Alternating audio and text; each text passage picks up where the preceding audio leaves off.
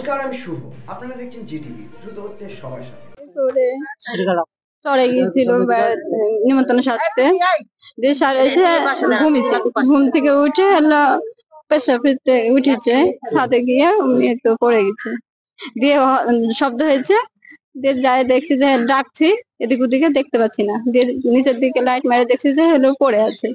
দিয়ে যায় সে দেখে নিয়ে আসা হয়। হ্যাঁ, নিচেই। তখন ছিল যে, তার জন্য হসপিটালে নিয়ে আসলাম।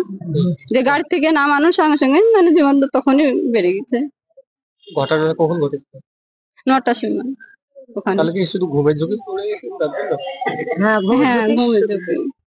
রাত্রে তো উঠেছে, মানে সারাদিন কাজ কাম করেছে, গরিব মানুষ। কাজ কাম করার পর হচ্ছে রাত্রে প্রসাব করতে উঠে ঘুমের ঝুঁকে পড়ে গেছে। ঘুমের ঝুঁকি পড়ে গেছে না নেশা টেশা করেছে? না না, নেশা করেনি। আলাপাড়া হচ্ছে সারাদিন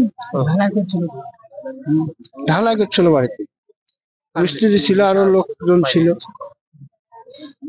হ্যাঁ, নিয়েছিলাম। তার আগে কি মারা গেছে?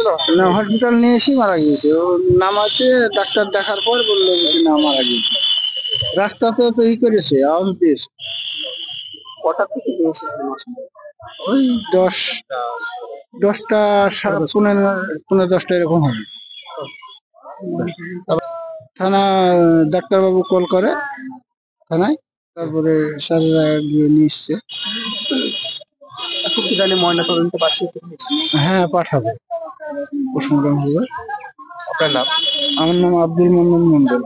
আপনারা এতক্ষণ দেখছিলেন জিটিভি, দ্রুত হচ্ছে সবার সাথে।